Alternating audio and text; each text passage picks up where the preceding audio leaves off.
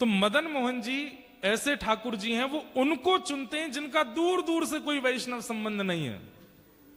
आप लोग कथा सुनते हैं, आपको राधा रमन जी चुन लेंगे, आपको राधा वल्लभ जी चुन लेंगे, आपको कुंज बिहारी लाल चुन लेंगे, आपको गोविंद देव जी चुन लेंगे, लेकिन मदन मोहन जी तो एक्स्ट्रा ऑर्डिनरी चुन के लाते हैं। जो मांस खाता हो, जो महापातक हो, दूर दूर तक कोई संबंध नहीं हो, ऐसे को चुनने की इच्छा रहती मदन मोहन जी की। और एक बार वही हुआ, एक ताज खान नाम के भक्त थे, करौली में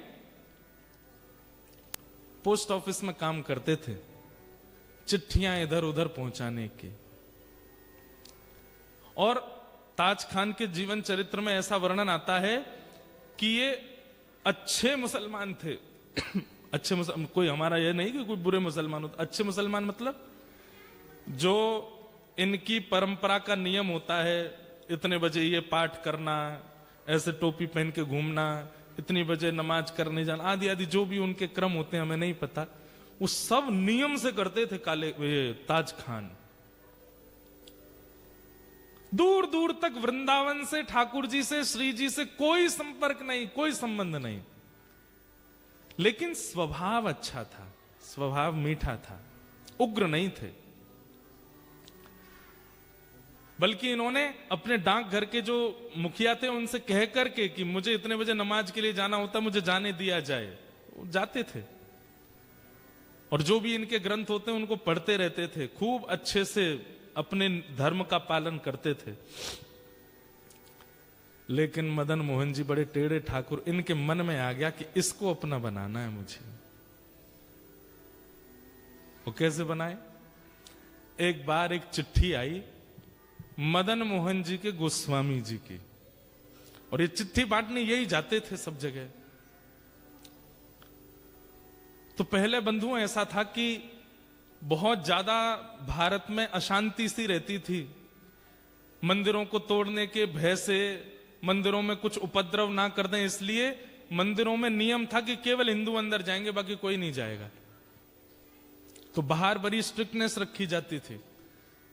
तो जैसे ही ये मदन मोहन जी के गोस्वामी जी की चिट्ठी लेकर के जैसे ही सीढ़ी चढ़ने लगे ऊपर, तो द्वारपाल ने इनको वहीं रोक दिया। बोले क्या बात है, क्यों चढ़े आ रहे हो ऊपर? बोले अरे भैया हम डाकघर से आए हैं, चिट्ठी है, गोसाई जी की चिट्ठी देने आए हैं। बोले आप यहीं रुक जाओ, हम गोसाई जी को बुला के ला रहे हैं, भीतर मत आना। हाँ नहीं आ रहे, हमको भी कोई शौक नहीं अंदर आने का, यहीं खड़े हैं, बुला दो।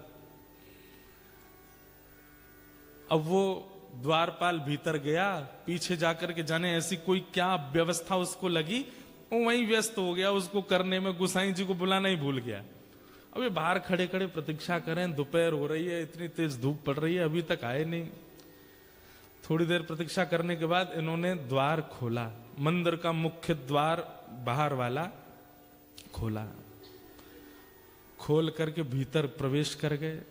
डर तो रहे थे कुछ हो नहीं जाए, इधर उधर देखा, गुसाई जी, अरे भैया द्वारपाल कहां हो, चिट्ठी हम लेके खड़े हैं, ले तो जाओ। कोई प्रत्युत्तर नहीं देवे।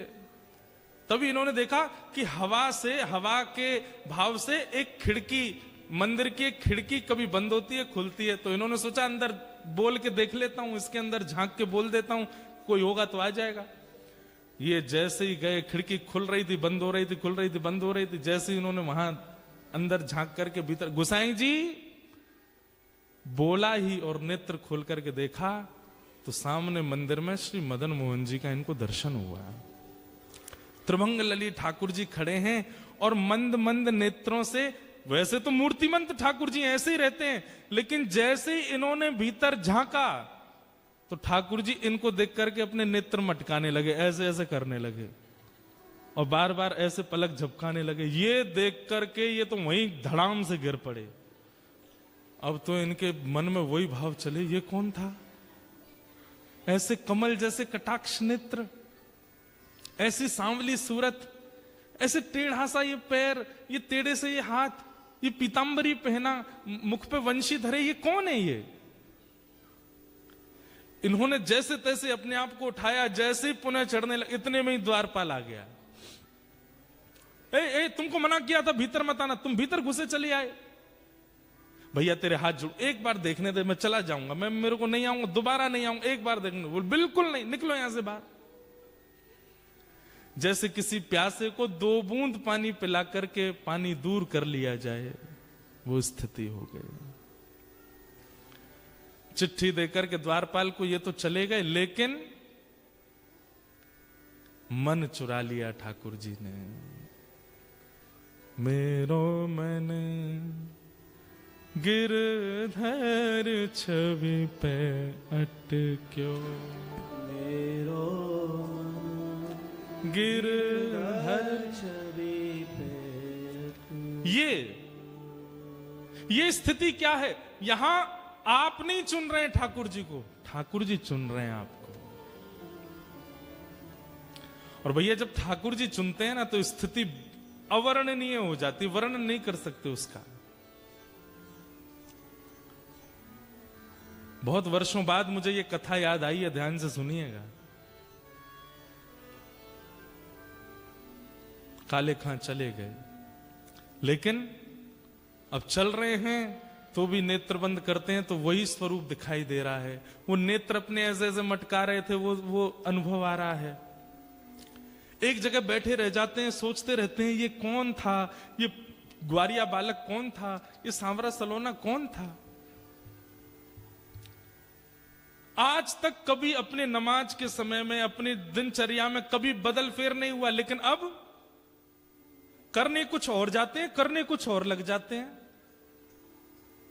स्थिति आपे से बाहर चली गई। अब तो ये मदन मोहन जी के मंदिर की जो सीढ़ियां थी, वहां से जब निकलते तो नीचे से देखते रहते, कब बुलाएंगे मुझे, कब स्वीकार करेंगे मुझे, कब दर्शन देंगे मुझे। ठाकुर जी ने चुन लिया। अब तो इनकी स्थिति ऐसी हो गई, जैसे एक प्रेमी होता है ना, उसको कोई प्रिय लग जाए तो वो जैसे बावड़ा सा हो जाता है, पागल सा हो जाता है, खाना पीना छोड़ देता है, सोना छोड़ देता है। एक तरफा प्रेम जो होता है, एक तरफा प्रेम में कई बार जो प्रेमी लोग होते हैं, मैंने सुना है ना एक तरफा प्रेम में क्या होता है कि जो प्रेमी होता है वो अपनी प्रियतमा को पहले तो प्रेम से मनाता है, फिर जिद से मनाता है, और नहीं तो फिर धमकी देता है। क्या धमकी देता है? या तो मुझे मिल जाओ, नहीं तो मैं प्राण त्याग दूंगा, नस काट लूंगा अपनी। ये सब भाव कहता है। बंधुओं, ये आजकल के लव बर्ड्स ऐसा करते हैं, लेकिन ये आजकल के लड़का लड़कियों का क्रिया नहीं है, ये हमारे प्राचीन भक्तों ने ऐसा किया ठाकुर जी के लिए। और काले खां उसी स्थिति में आ गए। बहुत दिन तक प्रयास किया कि ये मुझे कैसे भी ऊपर बुला लें, एक बार अपनी रूप छटा दिखा दें, लेकिन ठाकुर जी तो उनका स्वभाव है तड़पाना। जब नहीं दर्शन हुए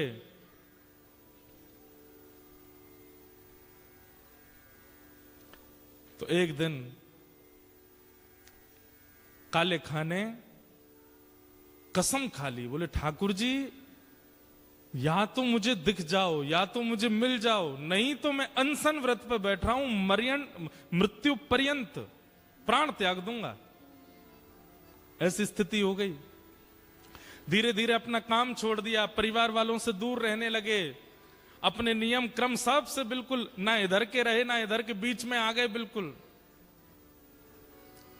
स्थिति अवर्णनीय हो गई। काले खां ने ठाकुर जी के सामने कसम खा ली, या तो मुझे दर्शन करा दीजिए, नहीं तो मैं अनशन व्रत करके अपने प्राण त्याग दूंगा।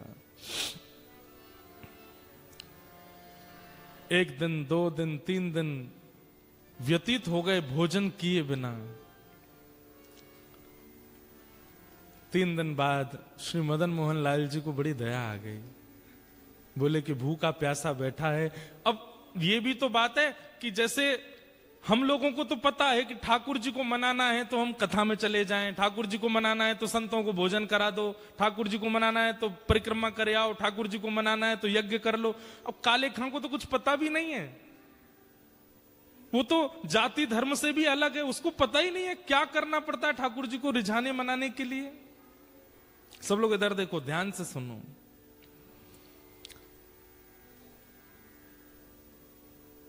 उसके पास यही तरीका था, ठाकुर जी के आगे कसम खाली, बोले मैं प्राण त्याग दूंगा मुझे मिलो नहीं तो। 3 दिन जब बीत गए बिना कुछ खाए पिए, तो रात में जब मंदिर बंद हुआ, मंदिर बंद होते सब गुसाई आदि सब चले गए, सुश्री मदन मोहन लाल जी अपने गहने जेवर आदि सब उतार करके एक सामान्य से ग्वारिया का रूप धारण किया, एक धोती पहनी, बगलबंदी पहनी, सिर पर एक स्वाफा बांधा, चंदन वंदन लगा था, सब मिटा दिया, बिल्कुल ऐसे हो गए साधारण से। आंखन में काजल लगा था, मीड़ मीड़ करके उसको फैला लिया कि मैं पहचान में नहीं आऊं। और जो भोजन की थाली श्री मदन मोहन जी की रात में रखी जाती थी, बंटा भोग बोलते हैं उसको, बंटा भोग श्री मदन मोहन लाल जी का जो रखा था, ठाकुर जी ने उसको उठाया खुद और निकल पड़े काले खां के पास। आहा, यहां पर मरणासन अवस्था में काले खां बैठा है, गला सूख गया है, आंखें मरने को हो रही हैं, और उस समय पर द्वार पर दस्तक होती है, खटखटाने की आवाज आती है। काले खां जैसे तैसे खिसक करके जाता है, जैसे ही द्वार खोलता है तभी सामने देखता है एक नन्हा सा कुमार बालक, आयु होगी 8-9 वर्ष की, सिर पर स्वाफा बांध करके और ऐसे कमर पर अपने थाली लेकर के, जैसे कोई बड़ी चीज होती है ना, तो माताएं जैसे हमारे भारत में मटकी उठाती हैं, कई बार विदेशों में माताएं बालक उठाती हैं ऐसे कमर पे, ऐसे ठाकुर जी थाली ऐसे रख करके कमर पे और दूसरे कमर पे हाथ धर के द्वार पे आके खड़े हो गए और आकर के बोले, तुम्हारा नाम काले खां है? काले खां बोले, हाँ भैया मेरा नाम काले खां, पर तुम कौन हो? और ये इतने सुंदर हो, इतने प्यारे हो, तुम्हारी मैया नहीं है, तुम्हारे पिताजी नहीं है जो आधी रात में तुमको अकेला छोड़ दिया?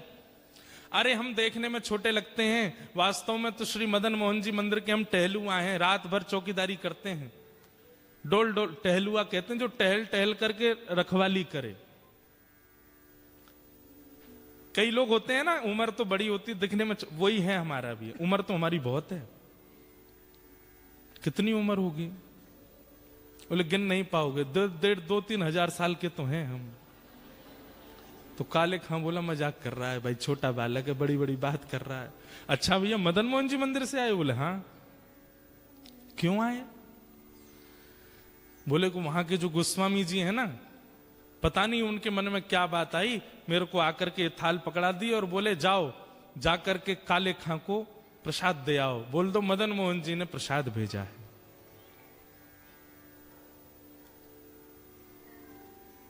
काले खां बोले सुनो, इसको तुरंत वापस ले जाओ, एक कौर नहीं खाऊंगा इसमें से, ये मैं सब जानता हूं ये लीला कौन कर रहा है, ये वही छलिया, वही कपटी, वही मरकट बंधु, मुझे एक झलक दिखा करके इतना परेशान कर दिया और अब मेरे अनशन को तुड़वाने के लिए थाल भेज दिए। कह देना गोस्वामी जी से जब तक दर्शन नहीं होगा मैं ये प्रसाद नहीं पाऊंगा, और मुझे दर्शन होगा नहीं क्योंकि मैं तो मुसलमान हूं, मुझे मंदिर में प्रवेश मिलेगा नहीं, इसलिए मुझे प्राण त्यागने पड़ेंगे, दोबारा जन्म लेना पड़ेगा।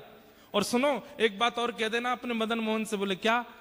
उसने जो अपना नाम धर रखा है ना जगन्नाथ, मैंने सुना था कहीं उनका नाम जगन्नाथ है, उनसे कह दो कि तुम जगन्नाथ नहीं हो, अपना नाम रखो हिंदूनाथ, तुम केवल हिंदुओं के नाथ हो, ये जगतनाथ मत बोला करो अपने आप को। ठाकुर जी खड़े खड़े सुन रहे हैं। बोले सुनो, गुसाई जी की बात तो सुन लो पूरी। काले खां बोले क्या? बोले इसमें से प्रसाद पा लेना और प्रसाद पा करके सुबह बर्तन मांज करके मंदिर दे जाना और मदन मोहन जी के दर्शन कर जाना। गुसाई जी ने आज्ञा दी। सुन करके काले खां खुश हो गए, लेकिन अब स्थिति ये हो गई कि पहले तो हर जगह मदन मोहन जी दिखते थे, लेकिन अब वो टहलुआ दिख रहा है।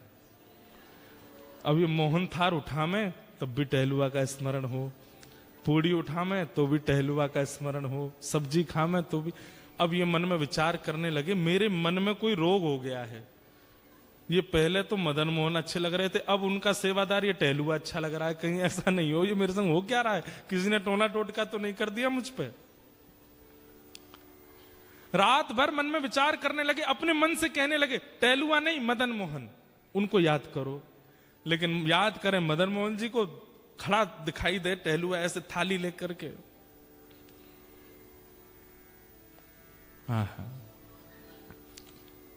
रात्रि में ठाकुर जी ने गोस्वामी जी को सपना दिया और स्वप्न देकर के कहा, बोले पहले दिन चिट्ठी लेकर के मेरा भक्त काले खां आया था, द्वारपाल ने उसको डांट भगा दिया। अरे गोस्वामी जी मुझे उसको स्वीकार करना और मैं उसे स्वीकार कर चुका हूं। 3 दिन से अनशन व्रत पे था, मैं अपनी सोने की थाल में भोजन देकर के आया हूं। कल वो थाल धोकर के जब मंदिर आवे सब उसको रोकेंगे, लेकिन आप आकर के उसको भीतर बुला लेना, मेरा दर्शन कराना। गोस्वामी जी तो रात में ही उठ करके रोने लगे, बोले नाथ आपकी कैसी कृपा, आप जिसको स्वीकार कर लेते हैं फिर कुछ विचार नहीं करते। रात भर भोजन तो कर नहीं पाए, वो यही सोचने लगे टहलुआ टहलुआ, अरे नहीं नहीं मदन मोहन मदन मोहन मदन मोहन मदन मोहन नहीं, टहलुआ टहलुआ टहलुआ। मदन मोहन जी अब टहलुआ के रूप में उसको देखने लगे, वहीं प्रेम होने लगा। सुबह उठ करके सारी सामग्री साफ करी, पूरी थाली साफ करके बोला भैया गलती हो गई, मेरे तो मन को कोई रोग हो गया है, मैं जाके गोस्वामी जी को थाल दे दूंगा, बोल दूंगा मदन मोहन जी नहीं चाहिए, अपना टहलुआ दे दो, मैं तो उसी को देखता रहूंगा। यहां पर गोस्वामी जी सुबह सुबह आए, आते ही उन्होंने देखा कि मेरा स्वप्न सच है कि नहीं। तो मंदिर में प्रवेश करते सबसे पहले ठाकुर जी के भोग का थाल देखा, तो थाल वहां नहीं था। ये देखते ही गोस्वामी जी तो रोने लगे, हे कृपालनाथ ये कैसी कृपा, बड़े बड़े यज्ञाचार्यों को आपने स्वीकार नहीं किया, बड़े बड़े नाम जापकों को स्वीकार नहीं किया, बड़े बड़े भक्त जो दिन रात आपकी सेवा में लगे रहते हैं उनमें आपको कोई भाव नहीं दिखा, और एक मुसलमान, एक काले खान, दूर दूर तक जिसने भजन नहीं किया, उसके पीछे अपनी सोने की थाली दिया है रात में। जय हो आपकी। गोस्वामी जी प्रतीक्षा कर रहे हैं कब आएगा काले खान, लेकिन काले खान को तो अब गिल्ट फील हो रहा है भीतर से कि पहले प्रेमी कोई और था, अब प्रेमी कोई और हो गया है, अब तो मुझे टहलुआ चाहिए, अब तो मदन मोहन जी नहीं चाहिए। मंदिर द्वार पर जैसे ही पहुंचा, द्वारपाल से बोला सुनो ये थाली भीतर गोसाई जी को दे आओ। थाली तेरे पास कैसे आई? बोले कि उनको बोल देना रात में उन्होंने भिजवाई थी मेरे लिए टहलुआ के द्वारा। बोले कौन टहलुआ? अरे जो रात में मंदिर में रहता। बोले मैं ही तो रहता हूं रात में मंदिर में, मैं ही टहलुआ हूं यहाँ का। बोले तुम नहीं, उस सुंदर वाला टहलुआ। बोले अच्छा तो मैं कुरूप हूं? बोले नहीं मैं ऐसा नहीं बोल रहा हूं, दो होंगे ना तुम, एक सुंदर छोटा सा काजल लगा करके सिर पे पगड़ी बांध के बढ़िया पीली सी पिता, और बड़ी अच्छी सुगंधी आ रही थी उसमें से, क्या वर्णन करूं उसकी रूप माधुरी का मैं। वो टहलुआ। बोले सुन तू यहीं खड़ा रहे, कोई टहलुआ नहीं है, मैं ही टहलुआ हूं और मैं गोसाई जी को अभी बुला के लाता हूं, तेरी तो अभी खैर नहीं। भीतर गए, इतने में ही जाकर के थाल दिया। गोसाई जी बोले थाल लायो? कौन लेकर के आया थाल? बोले वो काले खान आया है द्वार पे, उसको भीतर नहीं लाए? बोले वो तो कह रहा है कि टहलुआ से मिलना उसको, और मैं ही टहलुआ हूं, वो पता नहीं कौन से टहलुआ का वर्णन कर रहा है। गोस्वामी जी निकल के बाहर आए, अपरस में थे फिर भी बाहर आ गए, नेत्रों में आंसू। काले खान कौन आया था रात को? बोले आपके मंदिर का टहलुआ आया था, मुझसे गलती हो गई, पहले तो मुझे वो प्रिय लग गए थे, लेकिन अब मुझे वो टहलुआ ही चाहिए, मैं मंदिर में कभी नहीं आऊंगा, आप जितना कहेंगे मैं उतनी रकम दे दूंगा, केवल वो टहलुआ मुझको दे दो जो रात भर यहां टहलता है। ऐसे कटाक्ष नेत्र थे उसके, ऐसी सुंदर सी नासिका थी, ऐसी मधुर मुस्कान थी, ऐसी सुंदर उसने पगड़ी पहन रखी थी, और उसमें से ऐसी अद्भुत सुगंधी आ रही थी। हे गोस्वामी जी मैं आपके आगे हाथ जोड़ के कह रहा हूं, अगर दे नहीं सकते तो जैसे दर्शनार्थियों के लिए नियम है कि सुबह इतने बजे आओ, दर्शन होते हैं मदन मोहन जी के, सबको मदन मोहन जी के दर्शन कराओ, मुझे वो टहलुआ के दर्शन करा दिया करो बस।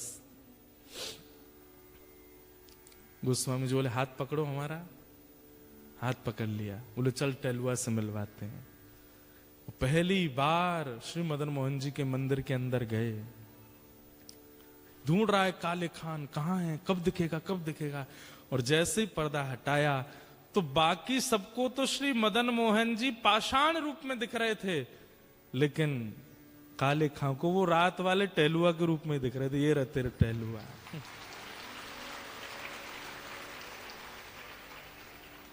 नेत्र सजल हो गए। वो सजल होकर के बस उसी दिन मदन मोहन जी के श्री चरणों को प्रणाम किया। बोले स्वयं ठाकुर जी टहलुआ बन के आए मेरे घर पे, इतना श्रम किया। और जीवन भर के लिए श्री मदन मोहन जी के दास बन गए। कौन? काले खान। काले खान की कुछ रचनाएं हैं, ये रचना आज भी वहां गाई जाती है ठाकुर जी की आरती के बाद। आहा,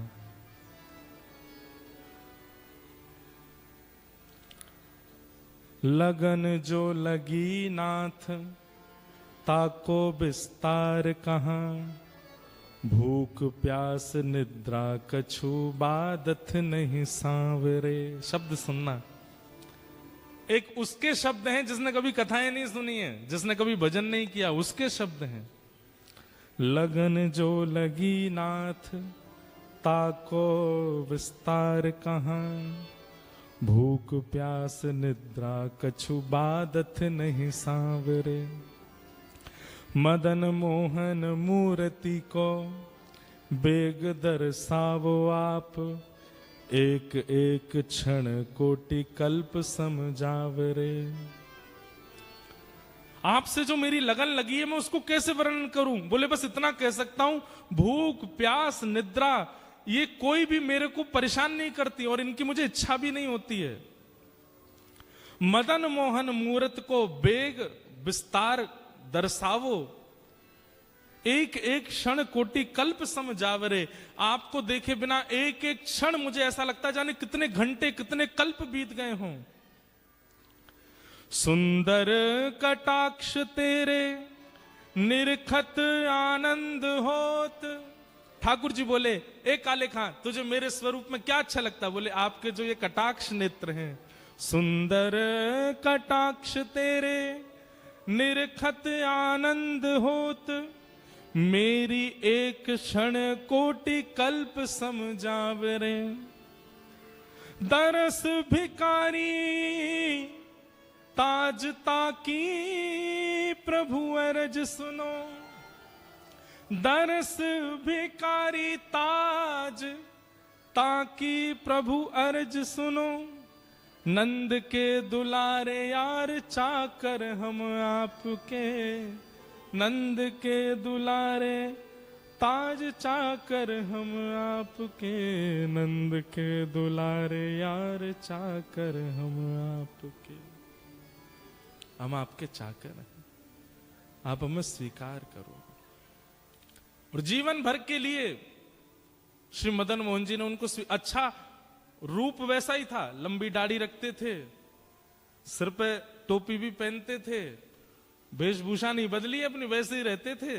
लेकिन नित्य दर्शन करते मदन मोहन जी का और सामने बैठ कर के रोते रहते। बस एक दिन उनकी ख्याति इतनी बढ़ गई, दूर दूर से लोग देखने आते थे, भैया एक मुसलमान भक्त है। तो एक दिन ये करौली छोड़ करके कहीं और चले गए और जहां गए वहां जाकर के इतने आर्तनाद से ठाकुर जी को पुकारा कि ठाकुर जी प्रत्यक्ष प्रकट होकर के इनके गले में गलवैया डाल करके इनको अपनी नित्य लीला में संग ले गए। बोलो भक्त वत्सल भगवान की। ये कथा हमने क्यों सुनाई? एक होता है आप ठाकुर जी को चुनो और एक होता है ठाकुर जी आपको चुने। दोनों में अंतर क्या है? सब प्रिय लगे और ठाकुर जी भी प्रिय लगे, इसका मतलब आप ठाकुर जी को चुन रहे हैं। पर ठाकुर जी अगर आपको चुन लेंगे तो फिर और कुछ प्रिय लगेगा नहीं, और कुछ भा नहीं सकता, और कुछ प्रिय लगेगा नहीं। मीराबाई कहती हैं, गिरधर जन्म मरण रासा थे,